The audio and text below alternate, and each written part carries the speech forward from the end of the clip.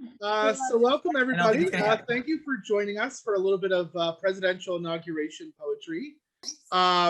We wanted to do just kind of a fun thing that was a little bit different to celebrate both poetry and history, kind of an interdisciplinary bit of fun here right after President's Day.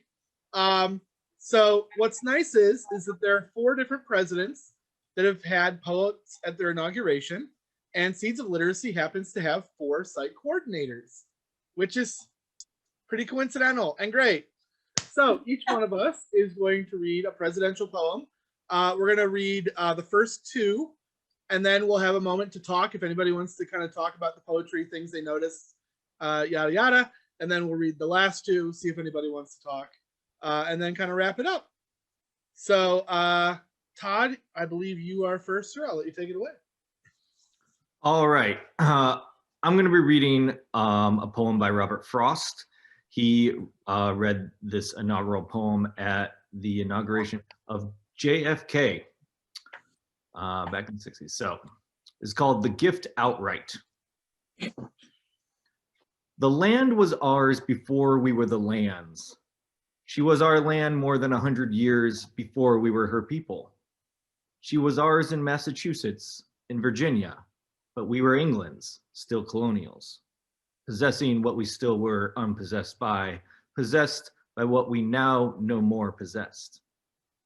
Something we were withholding made us weak until we found out that it was ourselves we were withholding from our land of living, and forthwith found salvation in surrender. Such as we were, we gave ourselves outright. The deed of gift was many deeds of war, to the land vaguely realizing westward, but still unstoried, artless, unenhanced, such as she was, such as she will become. The end. Yay! Hey, thank you, Todd. Very nice. So Todd, do you want to tell the story about that poem too? Chris knows the story actually better. It's a short little thing. Robert Frost was invited to do that poem at the inauguration, and he was not able to perform it because he was at that point quite old, in his late 80s, and he couldn't read the paper very well, and it was very windy. And so you can actually find video of it online of one of the senators coming over with a magnifying glass to try and help him read it, but the wind was blowing too much and he couldn't concentrate. So he didn't actually read the full poem. He did recite a different poem that day. So kind of a fun thing. He wrote it for the inauguration, but didn't get to fully deliver it. So the poem I'm going to read is called On the Pulse of the Morning, and it was written by Maya Angelou on the occasion of Bill Clinton's inauguration in 1993. And I'm actually going to share my screen here, and people can read and follow along if they would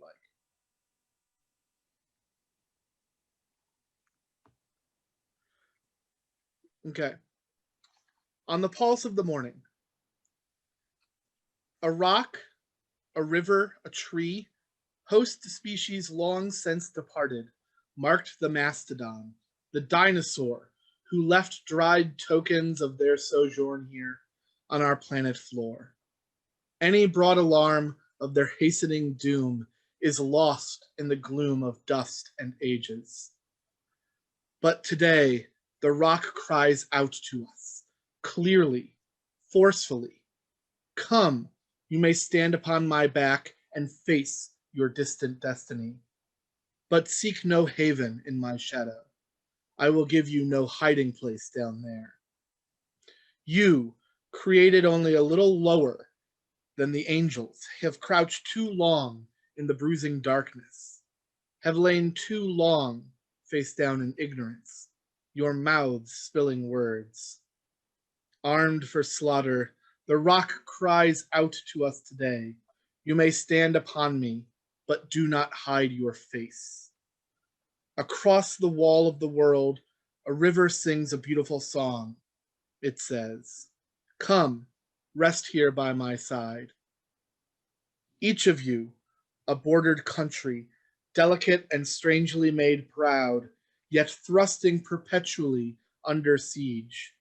Your armed struggles for profit have left colors of waste upon my shore, currents of debris upon my breast.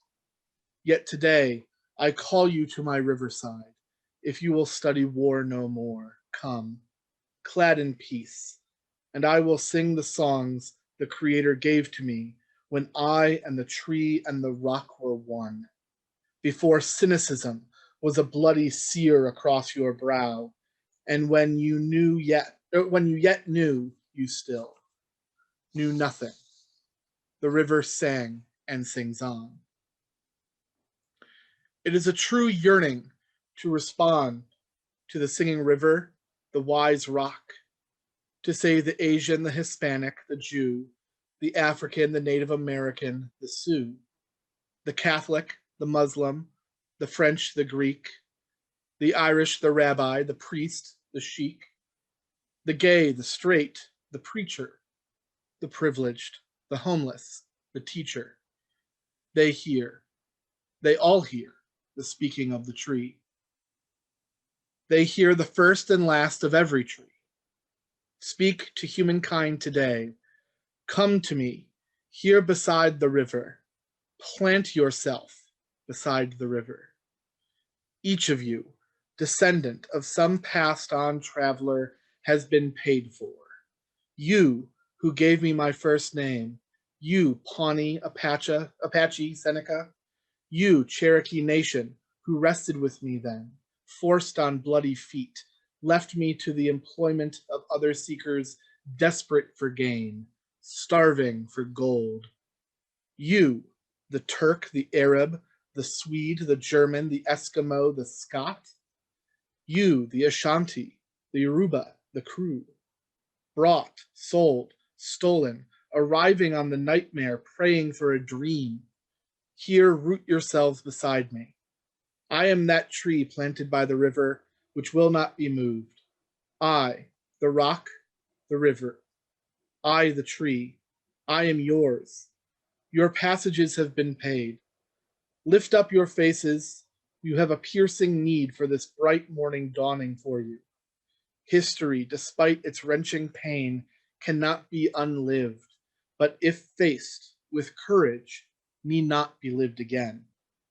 Lift up your eyes upon this day breaking for you. Give birth again to the dream. Oh, sorry. Women, children, men, take it into the palms of your hands. Mold it into the shape of your most private need. Sculpt it into the image of your most public self. Lift in your hearts. Each new hour holds new chances for a new beginning. Do not be wedded forever to fear, yoked eternally to brutishness. The horizon leans forward, offering you a space to place new steps of change. Here, on the pulse of this fine day, you may have the courage to look up and out and upon me, the rock, the river, the tree, your country, no less to Midas than to Medicant, no less to you now than the mastodon then. Here, on the pulse of this new day, you may have the grace to look up and out and into your sister's eyes and into your brother's face, your country, and say simply, very simply, with hope, good morning.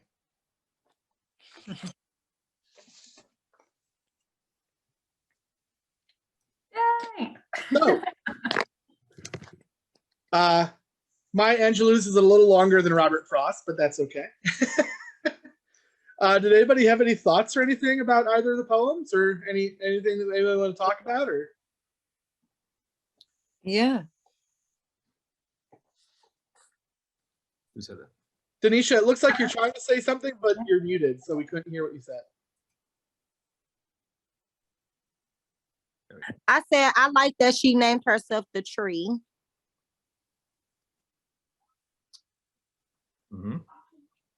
Yeah, and that repetition, right? So that we hear it again and again throughout the poem, and it connects all the way through. We can see how she keeps calling back to that. I like that. Yeah, I absolutely. like that. What else did you guys notice? Those poems were written 32 years apart from each other. The Robert Frost Right. poem was written in 1961. Maya Angelou's was read in 1993. The differences in Maya Angelou even had specifically names and lists the people who were here before the European colonialists. Robert Frost pretends like they're not there. Yeah. And says, like, at the end, he's like, oh, this land that we have come to that's still unstoried, artless, and unenhanced. When really it was very storied and very, that's just 30 years difference between 1961 to 1993. Right.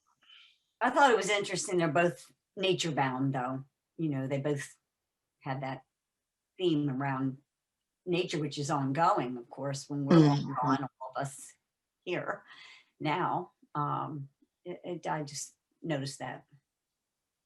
And both sort of have a theme about, which I think is interesting, that shows up in a lot of writing about America that's symbolic, about it sort of as this natural place being cultivated or nature being tamed in some way.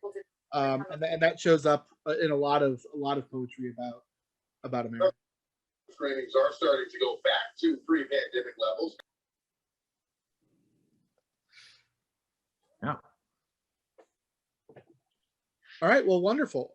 So now I believe we have our next poem. All right, I think that's me.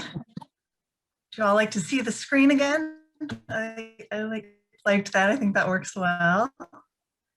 All right, so I am reading One Today by Richard Blanco. This was read for President Obama's second inauguration in 2013. And it's called One Today.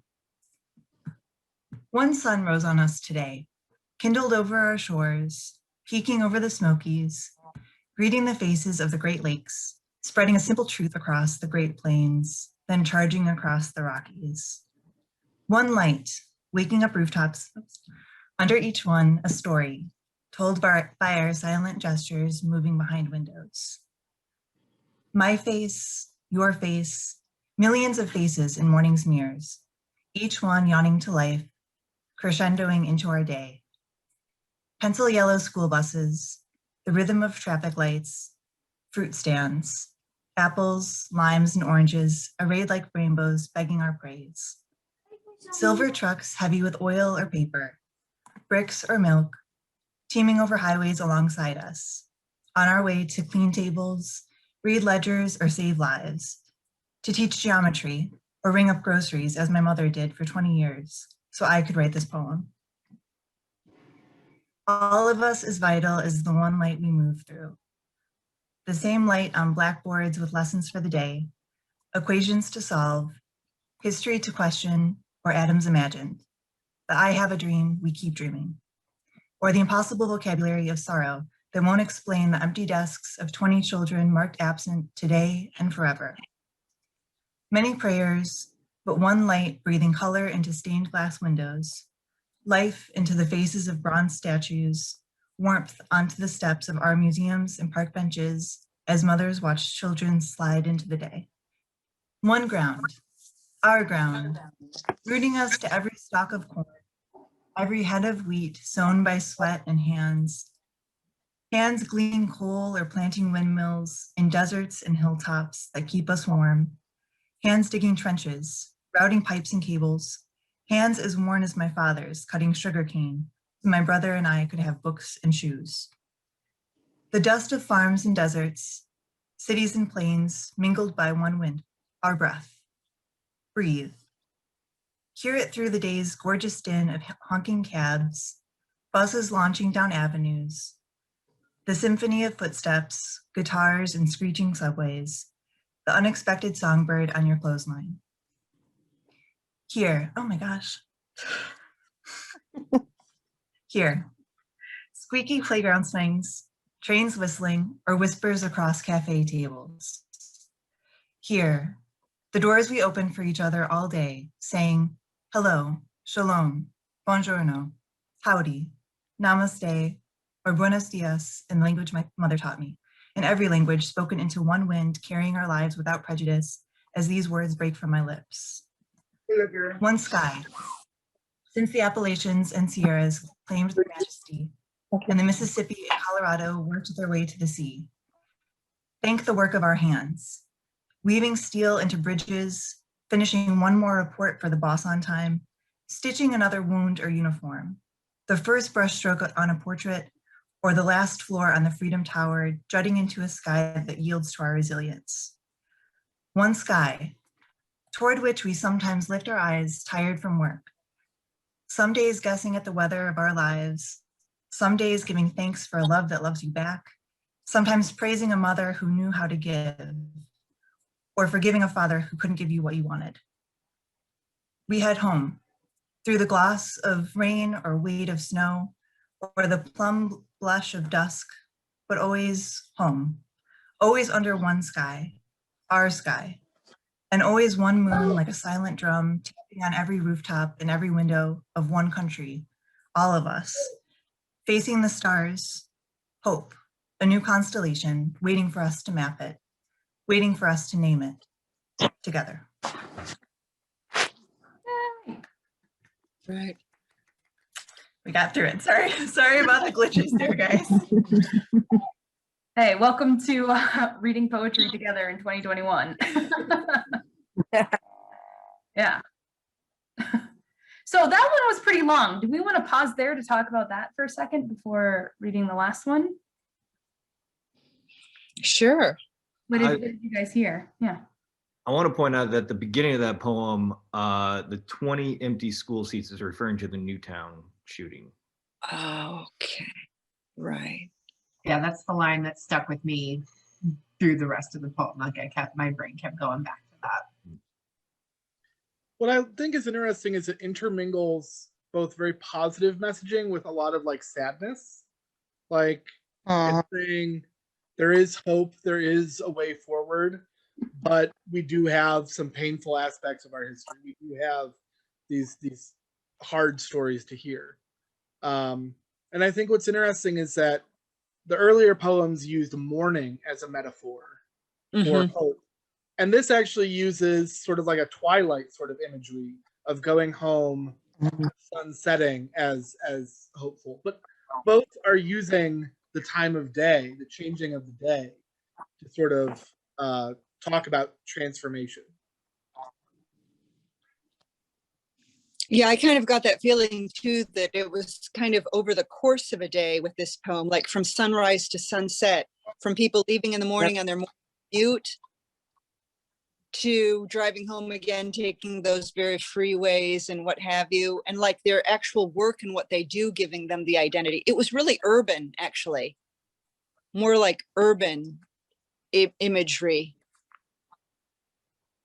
Really different than the Maya Angelou, who talks about sort of our ancient heritage in the United States and contrasts that with the immigrant kind of experience.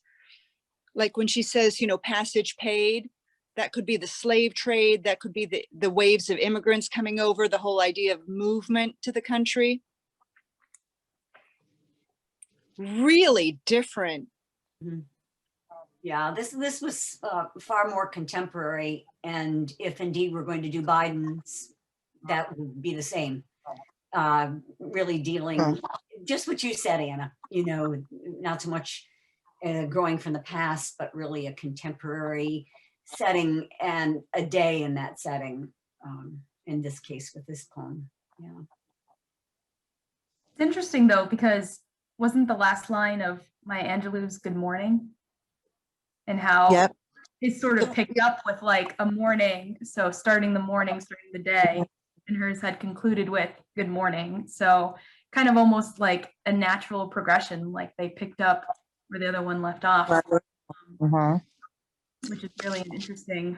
Yeah, just something I noticed. Maya Angelou's is huge. I mean, it goes from the ancient tribes all the way to the yeah, it just encompasses a lot. This was like, for me, like really quick snapshots, that real urban, like you'd get almost like a compilation disc or Polaroids on a big wall or something. You know, you just see so many people. Well, and I like that he mentions the different languages that you hear, you know, which makes me think about a very urban environment where you hear people speaking different languages to each other, and it just all kind of mixes together to make this noise. And I really love that imagery. The one thing we don't have is going back to the Robert Frost, where you just feel he's actually just talking about one sort of homogenous identity, in my opinion, which is that whole manifest destiny. Like, we're here and we're here to make something of this country. As Todd said before, there was nothing like fresh slate. Yeah. Yeah, that's very Doesn't true. really contemporary. Really interesting. This one, I think, just the kind of, I don't know, framing the identity of the country and what kind of makes us one, but grounding that in, like you said, Anna, the work that we do, kind of grounding that in, you know, not something that's coming from like on high. It's something that we're all kind of making together, whether we're teachers or we're bringing up groceries or cutting sugar cane. Like we are this country, as like whatever different identities we're bringing to it. Right. And each, I think, in some way or other, I can't quite remember how Robert Frost's poem ended, but ends with that theme of hope. We're going to see that again in the next one. It's just, you know, it gives that feeling that there's a place to go yet, and that we can be hopeful that it's a good place. Mm-hmm. Yeah, and that kind of perfectly then brings us to the last poem. So this is from Biden's inauguration just in January. So for those of you who heard Amanda Gorman actually recite it, please forgive me. I'm going to try to do it as much justice as is due. But that really is sort of what sparked this for me. Is it's such a beautiful poem, and one that just captures the occasion so well. And also, I think it really brings about that quality of just hearing a poem being read aloud is such a different experience than reading it on the page. And especially sort of the Margot's point, you can hear just how this is shifting and the contemporary nature of it. And this is also sort of where poetry is going, where it is such a musical thing that you want to be able to hear it and share it out loud. So I will share my screen too. And also the interesting part too is Amanda Gorman is the youngest inaugural poet. And this was quite the poem that she has for this occasion. So I shall read it. I also made the font as large as I could for myself. So hopefully this helps too. All right. The hill we climb. When day comes, we ask ourselves, where can we find light in this never-ending shade? The loss we carry, a sea we must wade, we braved the belly of the beast. We've learned that quiet isn't always peace, and the norms and notions of what just isn't always justice. And yet the dawn is ours before we knew it. Somehow we do it. Somehow we weathered and witnessed a nation that isn't broken, but simply unfinished.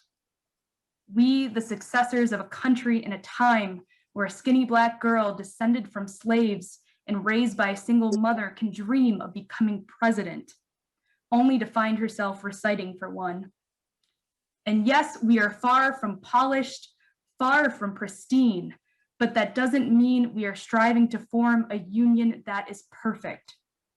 We are striving to forge our union with purpose, to compose a country committed to all cultures, colors, characters, and conditions of man. And so we lift our gaze, not to what stands between us, but what stands before us. We close the divide because we know to put our future first. We must first put our differences aside. We lay down our arms so we can reach out our arms to one another. We seek harm to none and harmony for all. Let the globe, if nothing else, say this is true. That even as we grieved, we grew. That even as we hurt, we hoped. That even as we tired, we tried. That we'll forever be tied together, victorious. Not because we will never again know defeat, but because we will never again sow division. Scripture tells us to envision that everyone shall sit under their own vine and fig tree, and no one shall make them afraid. If we're to live up to our own time, then victory won't lie in the blade, but in all the bridges we've made. That is the promise to Glade, the hill we climb, if only we dare. It's because being American is more than a pride we inherit. It's the past we step into and how we repair it. We've seen a force that would shatter our nation rather than share it, would destroy our country if it meant delaying democracy. And this effort very nearly succeeded. But while democracy can be periodically delayed, it can never be permanently defeated. In this truth, in this faith we trust. For while we have our eyes on the future, history has its eyes on us. This is the era of just redemption. We feared at its inception. We did not feel prepared to be the heirs of such a terrifying hour. But within it, we found the power to author a new chapter, to offer hope and laughter to ourselves. So while once we asked, how could we possibly prevail over catastrophe? Now we assert, how could catastrophe possibly prevail over us? We will not march back to what was, but move to what shall be. A country that is bruised but whole, benevolent but bold, fierce and free. We will not be turned around or interrupted by intimidation, because we know our inaction and inertia will be the inheritance of the next generation, become the future. Our blunders become their burdens, but one thing is certain. If we merge mercy with might and might with right, then love becomes our legacy and change our children's birthright. So let us leave behind a country better than the one we were left. Every breath from my bronze pounded chest, we will raise this wounded world into a wondrous one. We will rise from the golden hills of the West. We will rise from the windswept Northeast where our forefathers first realized revolution. We will rise from the lake-rimmed cities of the Midwestern states. We will rise from the sun-baked South. We will rebuild, reconcile, and recover. In every known nook of our nation, in every corner called our country, our people diverse and beautiful will emerge battered and beautiful. When day comes, we step out of the shade of flame and unafraid. The new dawn balloons as we free it. For there is always light if only we're brave enough to see it. If only we're brave enough to be it.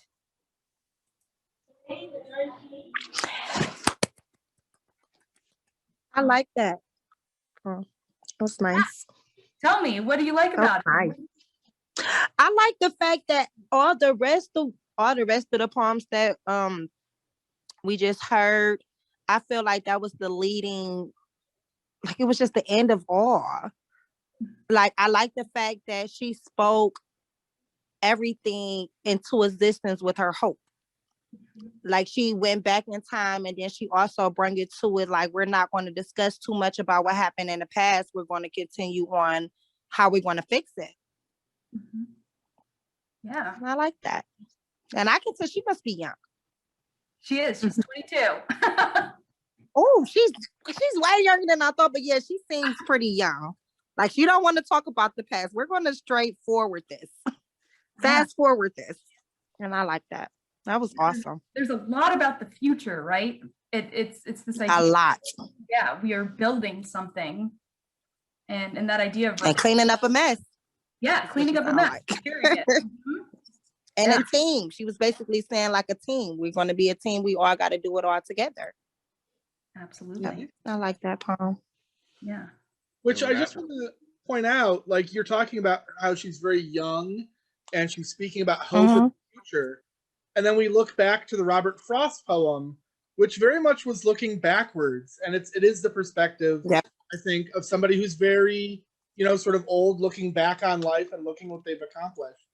And I think it's very interesting to compare those two, where they have very different ways of looking at America.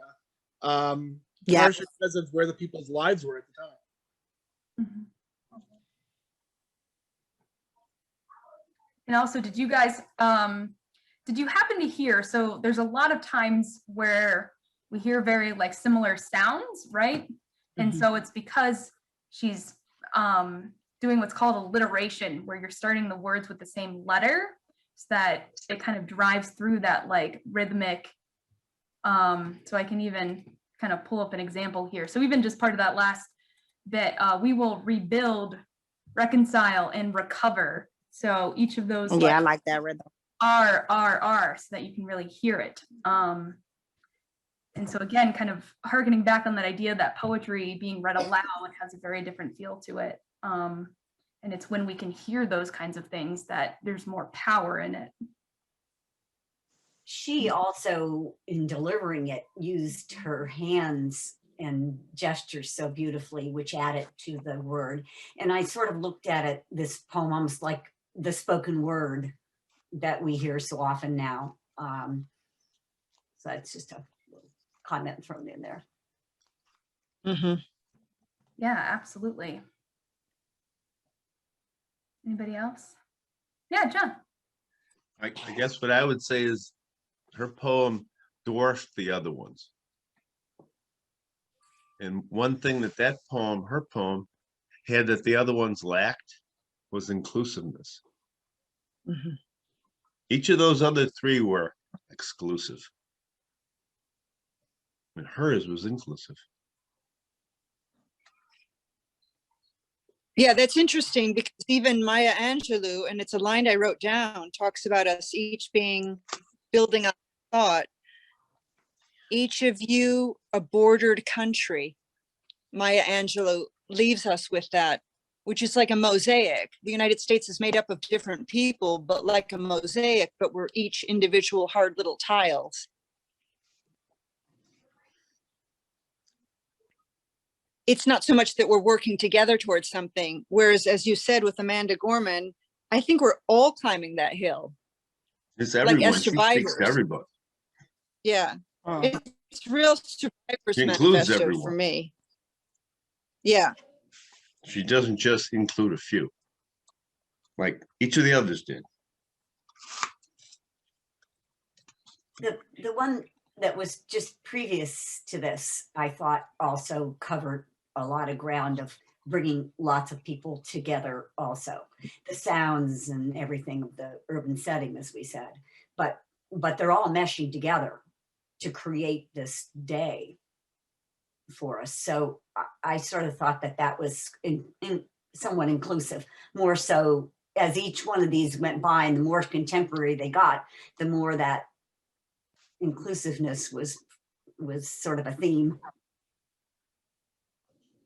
And similar to that point, Margot, we're seeing as this is trending through history, and I think similarly, all of these poets are sort of building on each other. And so that idea of like unity and coming together keeps getting strengthened. So each poet was kind of adding to what that means to be inclusive and what groups we're including and kind of how we have to build on that. So we see it kind of reaching its crescendo here with Gorman's poem, where as the most recent and as one that is like really responding to the current climate, it makes a lot of sense that this one is as inclusive as it sounds. And yeah. But I think it becomes more of a, like hers is such a direct like call to action.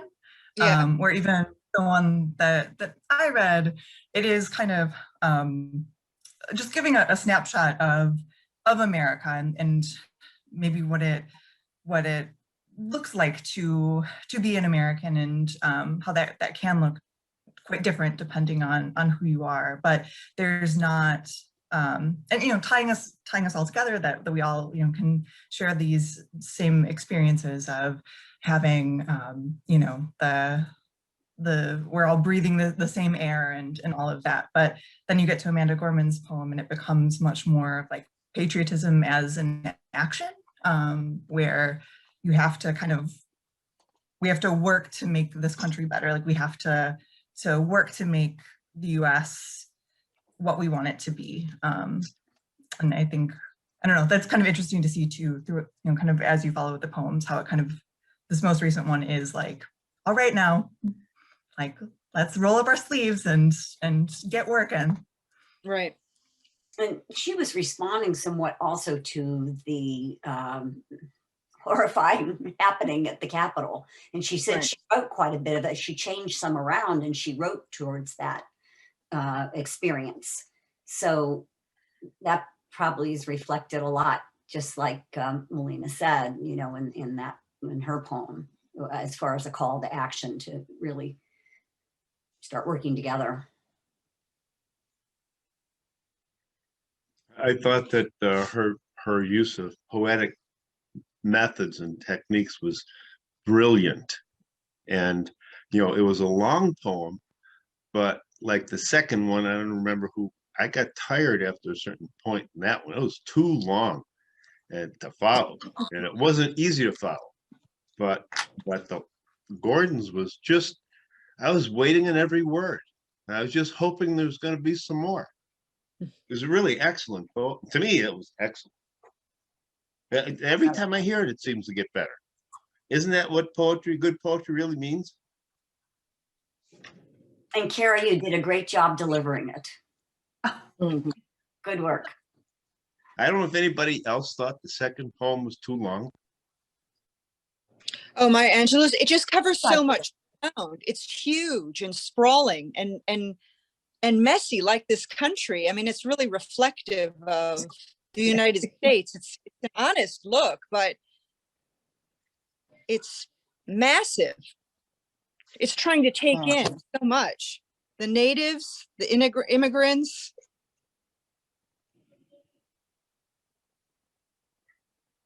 And as somebody said earlier, I can't remember the woman's name, the permanence of the tree, the permanence of nature.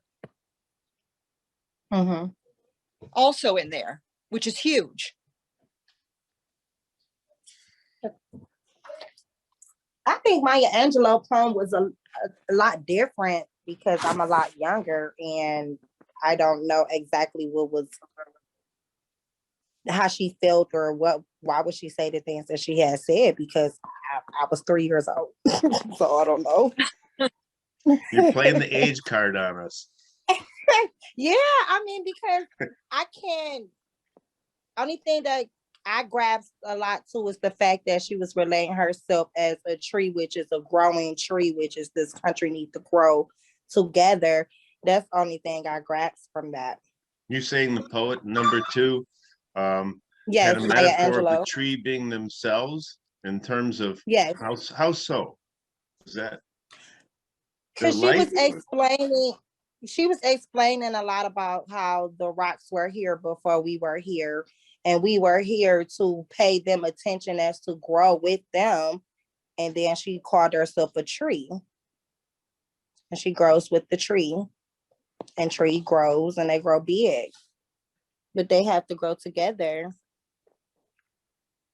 Well, and one thing I think is interesting about the Maya Angelou one is that she speaks very specifically about how all three, the tree, the river, and the rock, all came from the same place. Yeah. They all emerged from the same thing and have become their own separate identities. They've come into their own separate. And he talks about, she talks about, she lists off all the different groups, the rabbi, the priest, the sheik, et cetera, all these different groups that have splintered out and yet still can have a unified purpose. And so, Denisha, one thing I would say is it speaks very much to an idea that was common in schools at the time. If you go back far enough, they used to use the metaphor for America, that America was a melting pot, that all these different identities melted into one. And I think Robert Frost's poem talks about that a little bit, of that sort of, we have a unified destiny. And Maya Angelou is what was very common at the time, and that was the salad bowl analogy, that you have all these different ingredients mixed together, but they don't lose their individual flavor or identity by mixing them together. They still are separate people. And that food analogy has kind of been lost more recently, but that I think is, but you were saying, you know, you don't remember what was going on. You know, that was at a time when the Cold War had ended, and there was a lot of people just very unsure about what the world was going to look like in the next decade, because so much had changed very quickly over the last 4 or 5 years, which I think is actually fairly relatable to now too. But I don't know. I think that she very much speaks of her time, of that idea that, you know, we come together, but we still maintain those distinct identities. Right. Mm-hmm. And here there's a different urgency with Amanda Gorman, which is, we can sit around and talk about the different identities and all the rest, but here our whole democracy was on the line. Like, hello, like, are we going to survive this? Like, yeah, okay, we go back to day. Yeah, we make food, we cook different things, but you know. Yeah, there's an urgency in She was her. putting out a lot of different. Yeah, I wrote down the word, urgency. I mean, sorry, you know, Denise, I didn't mean to step on what you were saying. No, not at all. It's agreeing. when I listened to all of you, I wrote down just a few words with each one, and that was the word I wrote: urgency. Mm-hmm. And rebuild, reconcile, recover. Obviously, the alliteration, classic. I mean, it was in the performance, though, right? In the reading. When I saw that red turban here and the yellow coat. Yeah. I couldn't quite. Let me give you an extra credit question. Let me give you an extra credit question. Who is the person who bought 2 out of these 4 inaugural poets a gift that they wore to the inauguration? Margot's got the answer. It was Oprah. Yeah. What a woman behind the scenes, huh? Yeah. Yeah. What a, although this young lady has a tremendous amount of confidence, I think, on her own, but what a confidence booster and support when she was going to stand in front of the nation and recite her poem, to know that she had, you know, Oprah's love and backing. It was nice. Oh. So she had that beautiful ring of a caged bird. And the earrings too. And the earrings and the caged bird, of course, the reference to Maya Angelou's greatest work, I Know Why the Caged Bird Sings. So it looped all the way back to Maya Angelou with that. Yeah, I really like that. Symbolism.